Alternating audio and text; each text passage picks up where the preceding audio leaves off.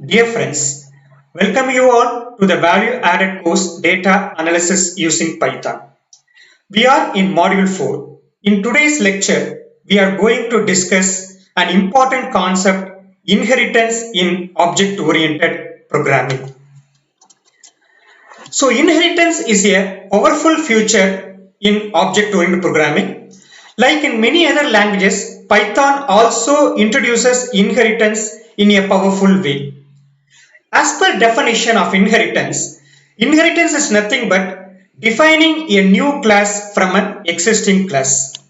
The new class is called derived class. The existing class is called base class. We also term with other names. Derived class is also known as child class. Base class is called parent class. So you can see in this diagram, the derived class inherits the properties from the base class.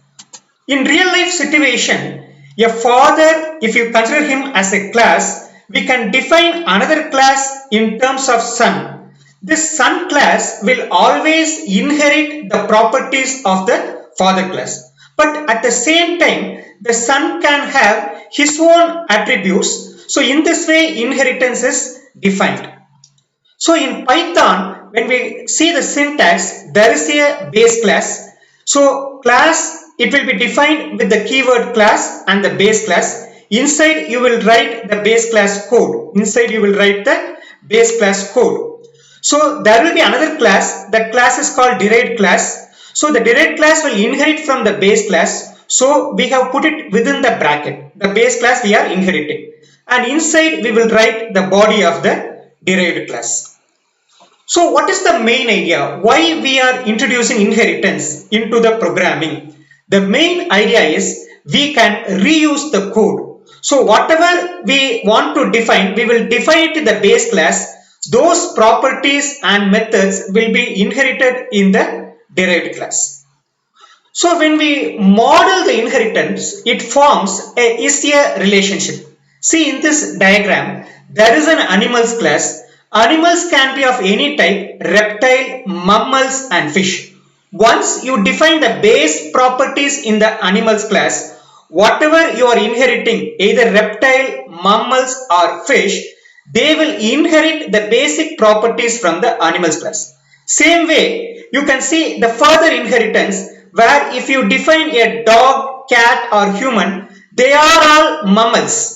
So they take the properties from the mammals class, at the same time they can have their own class inside it. When we talk about different types of inheritance, we can classify the types of inheritance into 5 types. They are single inheritance, number 2 multiple inheritance, number 3 multi-level inheritance, number 4 hierarchical inheritance, number 5 hybrid inheritance. We will discuss each type one by one with a simple example. Single inheritance. When a single class inherits properties and behaviors from a single base class. There will be 2 classes. One is the base class and another one is the derived class. If there is a single class that inherits from a single base class, this type of inheritance is called single inheritance. For example, if you see here, there is a class A, there is a class B. The class B inherits from class A. So what is happening? I am defining a method in class A. That method, due to the concept of inheritance, is taken into class B also. So in real life, you can see if I define a base class person, so I can define another class employee which inherit the properties from the base class person. This forms single inheritance. When I go to multiple inheritance, opposite of single inheritance, when a class can inherit properties and behaviors from more than one base class, we term it as multiple inheritance. See here an example. There is a class called Arts and Science College. It inherits from 2 base classes. One is called Arts College, another one is called Science College. If this type of inheritance we form, it comes under the term multiple inheritance. In schematically, we can define like this. There are 2 classes, class A and class B. The class C will inherit from both the classes class A and class B. The third type of inheritance is called multi-level inheritance. A derived class will inherit a base class, and as well as the derived class can also act as the base class for another class. Consider I have three classes. One class is called product category. So I am deriving another class called product. This product inherits all the properties and methods from the base class product category. Now I am introducing another class which is called subproduct, where the subproduct derived class takes the properties from the product base class. But here you see the product acts as derived, at the same time it will act as the base class also. So schematically we can define like this. There are three classes, class A, class B, class C. So class B inherits from class A, whereas class C will inherit from class B. Now the intermediary class B will act as derived, at the same time base class. The fourth type of class is called hierarchical inheritance. When a parent class is inherited by multiple subclasses, it falls under the category of hierarchical inheritance.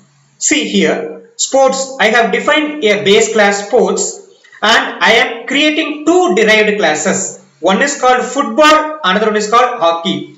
These two derived classes inheriting from the same base class sports.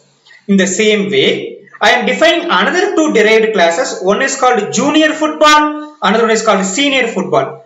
These two derived classes take from the same base class football.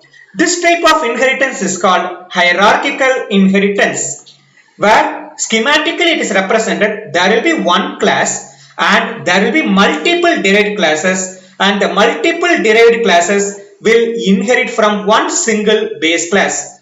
This is called hierarchical inheritance. The last type of inheritance, we call it as hybrid inheritance. It is a combination of multiple inheritance, at the same time multi-level inheritance. Here you can see I am defining a base class lecturer. That lecturer is offering a value added course, and the course is enrolled by some students. So this type of hierarchy is called multi-level inheritance.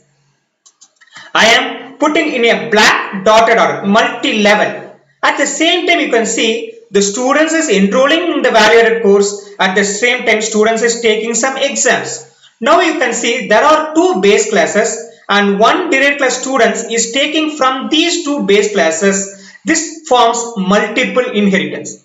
So in this type of inheritance, I am bringing two things. One is multi-level, another one is called multiple inheritance. So schematically, I can represent the same thing in the way in the hybrid inheritance also.